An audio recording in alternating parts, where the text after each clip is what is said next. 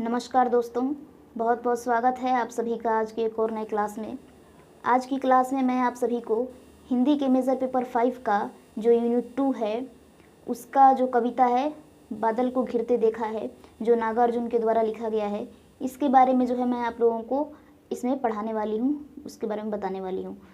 कविता की शुरुआत करने से पहले मैं आप लोगों को बता दूँ कि जितने भी स्टूडेंट्स जो इस वर्ष यूजी 4th सेमेस्टर में हैं और उन्होंने किसी भी यूनिवर्सिटी से अगर हिंदी ले रखा है एमजेसी में, तो ये वीडियो जो है उनके लिए बहुत स्पेशल रहने वाली है। और पार्ट 1 और पार्ट 2 मैंने करा दिया है, अगर आपने वो वीडियो नहीं देखा है तो प्लीज़ जाके वो वीडियो देख लीजिएगा, प्लेलिस्ट में है वो। और ये जो है वीडियो ये पार्ट 3 है, जिसमें हम लोग पढ़ने वाले हैं बादल को घिरते देखा है। इस कविता को हम लोग पूरा कवर करने वाले हैं। तो चलिए हम कविता की शुरुआत करते हैं। तो कविता का जो पहला जो स्टेंजा है, इसमें लिखा हुआ है, अमल धवल गिरी के शिखरों पर बादल को घिरते देखा है, छोटे छोटे मोती जैसे उसके शीतल तुहिण कणों को मानसरोवर के उन स्वर्णिम कमलों पर गिरते देखा है, बादलों को घिरते देखा है। ये आपकी कविता है। ये कविता का जो है ये पहला स्टेंजा है, पहला पंक्ति है। इसका एक्सप्लेनेशन जो है हम लोग देख लेते हैं, इसका विश्लेषण। तो इसमें जो है ये नागार्जुन की कविता बादल को घिरते देखा है में कवि कहता है कि उसने हिमालय पर्वत की उज्जवल सफ़ेद चोटियों पर बादलों को गिरते हुए देखा है। ये जो कविता है जो नागार्जुन के द्वारा लिखा गया है, इसमें कवि कहते हैं कि उन्होंने हिमालय पर्वत की उज्जवल सफ़ेद चोटियों पर बादलों को घिरते हुए देखा है।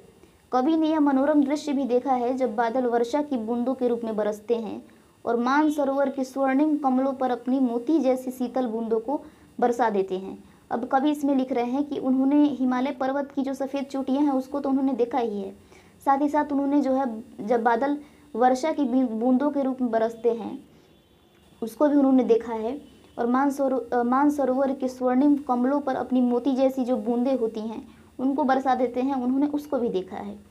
वे बूंदें स्वर्ण कमलों पर जब पड़ती हैं तो हीरे के समान चमकने लगती हैं। हिमालय के ऊंचे कंधों पर अनेक झीलें फैली हुई हैं जिनका हरा जल अत्यंत शीतल और स्वच्छ होता है। कवि इसमें कह रहे हैं कि जब बूंदें बरसती हैं और वो जब कमलों पर पड़ती हैं तो हीरे के समान जो है एकदम चमकने लगती हैं।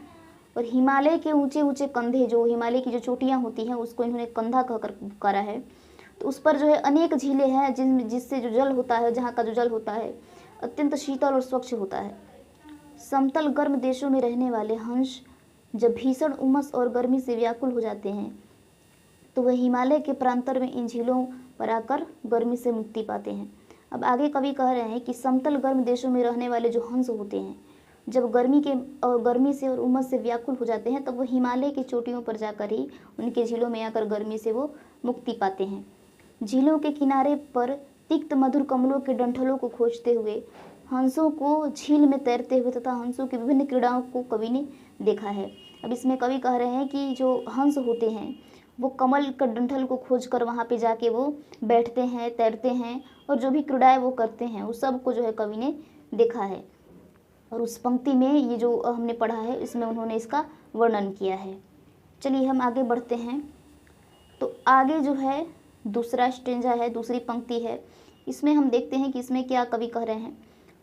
सत सत निर्झर निर्झरनी कल मुखरित देवदारू कानन में सोनित धवल भोज पत्रों से छाई हुई कुटी के भीतर रंग बिरंगे और सुगंधित फूलों से कुंतल को साजे इंद्रनील की माला डाले शंख सरीखे सुघड़ गलों में कानों में कुगले लटकाए सतदल लाल कमल वेणी में रचत रचित मणि खचित कलामय पान पात्र द्रक्षाशव पूरित रखे सामने अपने अपने लोहित चंदन की त्रिपटी पर नरम निदाग बाल कस्तूरी मृग छालों पर पलथी मारे मदिरारुण आँखों वाले उन्मद किन्नर किन्नरियों की मृदुल मनोरम उंगलियों को वंशी पर फिरते देखा है, बादल को घिरते देखा है।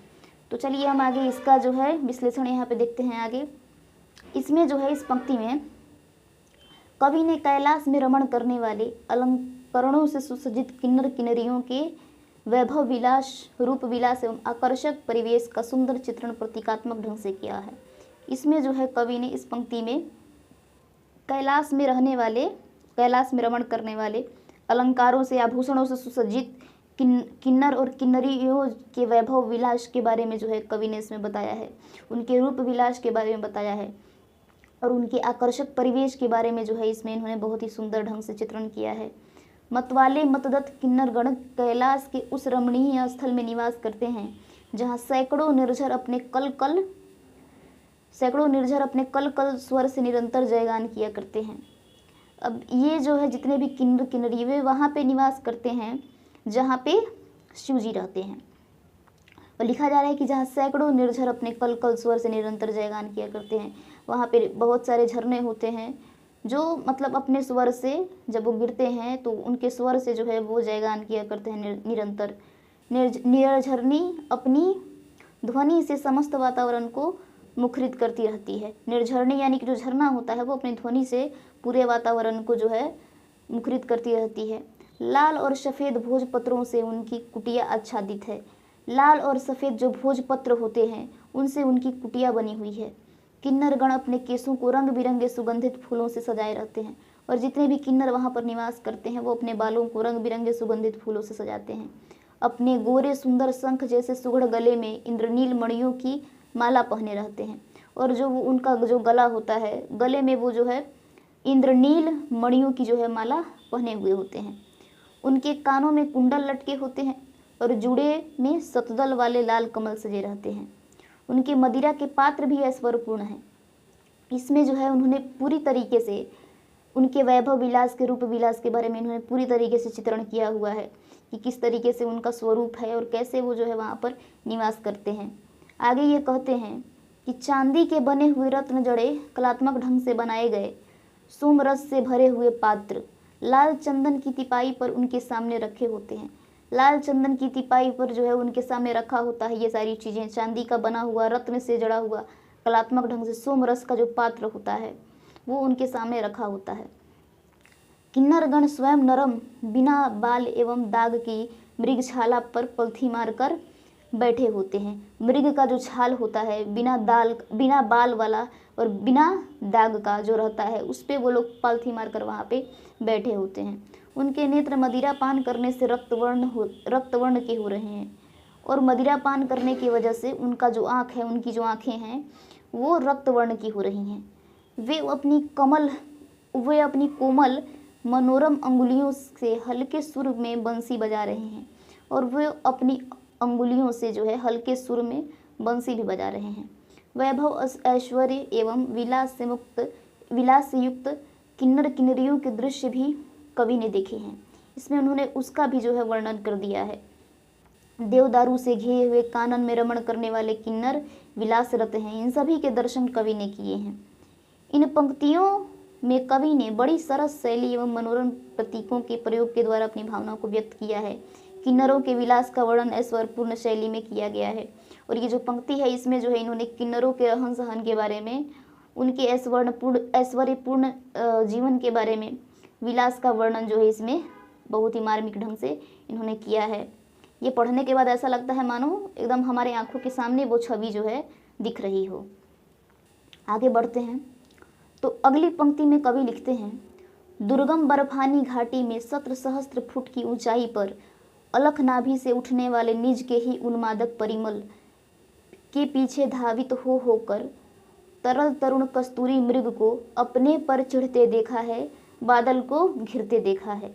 इसमें कवि ने मृगों की सुंदरता, उनके द्वारा कस्तूरी की व्यर्थ खोज तथा स्वयं पर उनके आक्रोश का वर्णन किया है। इसमें जो है हिरण की सुंदरता के बारे में, मृग की सुंदरता के बारे में, और वो जो कस्तूरी को ढूंढते रहते हैं बाहर जाके, हालांकि वो उनके नाभि में ही होता है, उसके बारे में जो इन्होंने इसमें वर्णन किया है। कवि ने दुर्गम पहाड़ियों एवं बर्फ से ढकी हुई उन घाटियों को भी देखा है जहाँ सैकड़ों फुट ऊंचे शिखरों पर मृगों की बालों से ढकी नाभि में कस्तूरी की सुगंध उठती है और वातावरण को उन्मादक बना देती है। अब कवि कह रहे हैं कि दुर्गम पहाड़ी एवं बर्फ से ढका हुआ जो घाटी होता है उसमें जो सैकड़ों फीट ऊंचे होते हैं, शिखरों पर स्थित होते हैं, वहाँ पर जब मृग के बाल से ढका हुआ जो नाभि होता है, वहाँ पे जो कस्तूरी होती है, उसके सुगंध से पूरे वातावरण में जो है उन्मादक फैल जाता है, उन्मादक बना देता है उसको। मृग उस कस्तूरी की गंध को सूंघकर विह्वल हो जाता है और उसे ढूंढने के लिए सभी जगह दौड़ता फिरता है। अब मृग उस कस्तूरी की गंध को सूंघता है और सूंघने के बाद व्याकुल हो जाता है और उसे ढूंढने के लिए जो है जगह जगह दौड़ता फिरता है, जबकि वह सुगंध तो स्वयं उसकी नाभि से ही आ रही होती है। अज्ञानतावश मृग इसे नहीं जान पाता है। वह बाहर उसे ढूंढता रहता है, बाहर उसे कहीं भी कस्तूरी नहीं मिलती है, इसीलिए उसे अपने ऊपर क्रोध होता है। निरीह मृग, कस्तूरी की गंध और मृग की खीज, इन सबको कवि ने देखा है। अब कवि कह रहे हैं कि जो मृग है वो किस तरीके से अपनी कस्तूरी को ढूंढने के लिए इधर उधर घूमता रहता है, ये सब को जो है, और नहीं जब मिल पाता है मृग को तो उसके बाद जो उसको खीज होती है उसको भी कवि ने देखा है।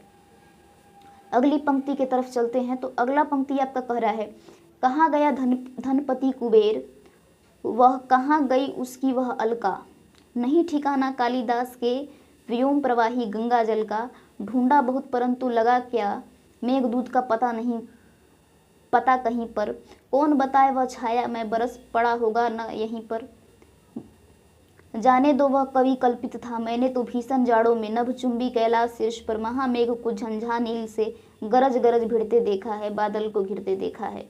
ये चौथी पंक्ति है। उसके बाद इसका जो है हम लोग यहाँ पर एक्सप्लेनेशन पढ़ते हैं क्या दिया हुआ है। कवि यहाँ पर इस पंक्ति के माध्यम से बताना चाह रहे हैं कि धनपति कुबेर का वर्णन भी कालिदास ने अपने मेघदूत में किया है तथा उनकी नगरी अलका का भी वर्णन किया है। जो कुबेर, धनपति जो कुबेर हैं, इसका जो है वर्णन कालिदास ने अपनी पुस्तक मेघदूत में किया है, और उनकी नगरी जो है अलका, उसके बारे में भी इन्होंने बताया है। कवि को न तो उस धनपति कुबेर का कहीं पता चला है और न ही उसकी राजधानी अलका का पता चला है। अब कवि ढूंढ रहे हैं, ना ही उन्हें धनपति कुबेर कहीं मिले और ना ही जो उनकी राजधानी है अलका वो कहीं मिला। कालिदास ने अपने मेघदूत में यक्ष के माध्यम से विरह का वर्णन बड़े मार्मिक रूप से किया है। इसमें जो है कालिदास ने अपने जो मेघदूत जो उन्होंने रचा था उसमें यक्ष के माध्यम से विरह का वर्णन किया है। यक्ष ने अपने संदेश वाहक के रूप में मेघ को चुना और अपना संदेश अपनी प्रिया के पास अलका नगरी में पहुंचाया। अब यहाँ पे ये बता रहे हैं कि यक्ष जो थे उन्होंने अपना संदेश वाहक मेघ को चुना, बारिश को चुना, और उससे जो है अपना संदेश अपनी प्रिया के पास अलका नगरी में पहुंचाया। लेकिन कवि को इन पात्रों का कहीं भी पता नहीं चला। यहाँ तक कि जिस व्योम गंगा के जल का वर्णन कालिदास ने मेघदूत में किया है उसे भी कवि नहीं देख सका।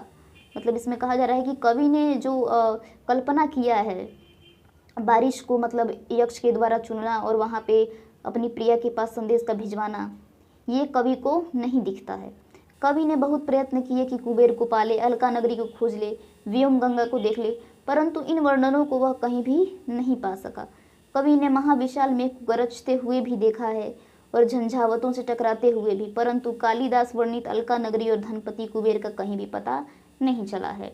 मतलब कवि बहुत ही ढूंढने का प्रयास करते हैं। जो कालिदास ने बताया है कि एक अलका नगरी है जहाँ पे यक्ष जो है बारिश को अपना संदेशवाहक बना के भेजते हैं अपनी प्रिया के पास, तो इन्होंने बहुत खोजा लेकिन ना ही इनको धनपति कुबेर मिलते हैं और ना ही इनको अलका नगरी मिलती है। तो ये जो है आपकी कविता यहाँ पर समाप्त हो गई है और इसमें 4 पंक्तियाँ थी और चारों मैंने जो है इसमें पढ़ा दिया है। और अगली वीडियो में जो है मैं आप लोगों को इनकी जो अगली कविता है, नागार्जुन के द्वारा जो अगली कविता इसमें जो लिखी गई है, जो हम लोगों को पढ़ना है, शायद जो है खुरदुर पैर, उसको जो है हम लोग अगले वीडियो में अगले वीडियो में जो है हम लोग उसको पढ़ेंगे। तब तक जो है आप लोग इस वीडियो को देखिए और पढ़ने का प्रयास कीजिए, समझने का प्रयास कीजिए, और मैं आप लोगों से मिलती हूँ अगले वीडियो में। तब तक के लिए आप सभी को राधे राधे।